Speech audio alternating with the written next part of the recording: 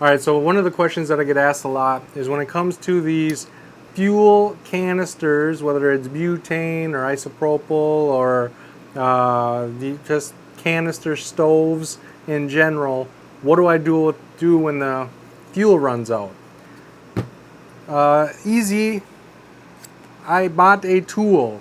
This tool came with a lot of Chinese instructions on it that I cannot read, but essentially all I do in Minnesota, as long as you puncture holes in the canister and wash it out, you can recycle it. That being said, I can recycle mine, all right? The recycling center will take these as long as there's holes and it's washed out. The recycling center will take these. I can just throw them in my recycling bin. But I do know of some people where the recycling center said, puncture holes, wash it out, but don't recycle it, throw it in the garbage. And so you might have to call your recycling center and make sure that it's okay, but just make sure you're puncturing holes in it and washing it out. That is the key to all of this. So I bought a specific tool. It has a hook. It works just like a can opener. So you hook it on the bottom and you press, and now it's got a hole in it. In all transparency, this already has a bunch of holes in it. I already put a bunch of holes in it and washed it out, and then I put the bigger hole, which I'm going to show you how to do now, and I got all the water out so that I could show you safely inside my own home. I usually do this out in the garage with the garage door open, so it's a well ventilated area and nothing bad can happen. The other thing you can use is you can use a normal can opener. And so again, you just clip the lid just like you would, and you punch, and you are left with a giant hole. Some recycling companies won't let you use this because it leaves such a tiny hole, it's hard to see. And so some of them want you to use something that leaves a much bigger hole like the can opener. We use this can opener for pineapple juice and opening cans, so I bought a dedicated thing for punching holes, and again, my recycling center doesn't care. As long as it's not pressurized and washed out, that's all that they care about. And so I can use this tool. You might want to buy a dedicated can opener to make the bigger holes if that's something that you care about. I punch 4 to 6 holes, maybe 8 holes in it, and then I have a bucket of water and I put it in the bucket of water. I swish it around, put it upside down, swish it around. Sometimes I'll just throw it in the bucket and let it sink to the bottom and let it stay in there while I'm doing other stuff, and then I'll come out and just rinse it out and then throw it in the recycling bin. It's not that big of a deal. Same thing with these butane. Now there is butane in here, so I'm not going to puncture it, but you can use a can opener on that.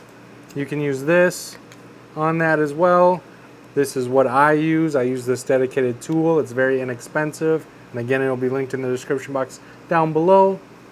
But that is how I get rid of these. I just throw them in the recycling bin once they are punctured and washed out. The other thing that I want to talk about before I go is this right here is dry shampoo. This is the Not Your Mother's brand, but most of them, if you look at the ingredients, the very first ingredient is isobutane, the second ingredient is propane, and the third ingredient is alcohol. Meaning this is not a lot different than this, right? And people throw these away every single day. People throw hairspray. Think of how flammable hairspray is. Think of how flammable spray paint is. As soon as they're empty, you just throw them away, right? They are flammable. This Febreze right here does not have any of that. This is not flammable, but it's still a pressurized container. And people throw these away every day too, right? And so make sure that just because you don't associate it with fire, I know like these people know are dangerous because they associate them with the stoves and fire and explosions and dangerous. The same ingredients are inside here. right?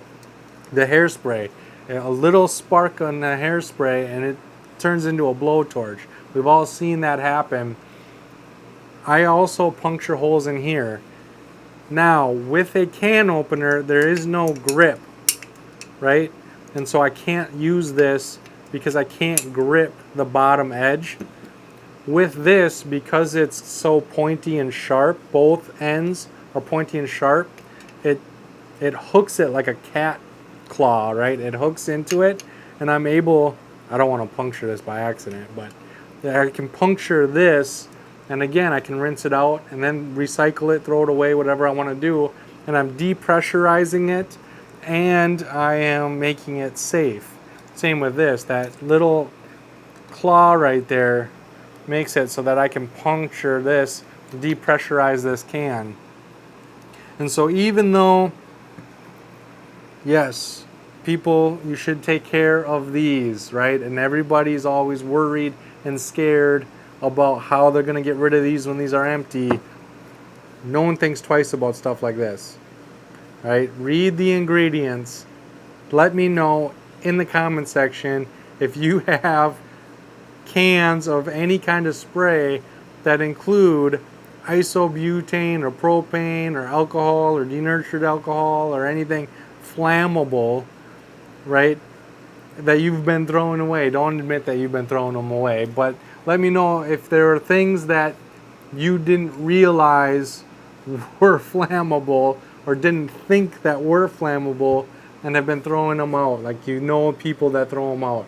You never thought of actually puncturing them and depressurizing them, or puncturing them and making them safe before you threw them away. Let me know in the comment section. Again, I will link this tool in the description box. I'm not going to link to a can opener because it's probably cheaper just to run to Walmart and pick one up. And so if I can find one that's affordable, I might link it, but I will link this.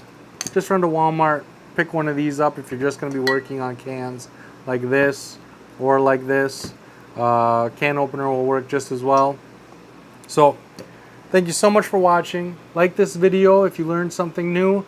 Like this video if you're going to be using the can opener or the tool to make your cans, pressurized canisters, safe. And thank you so much for watching.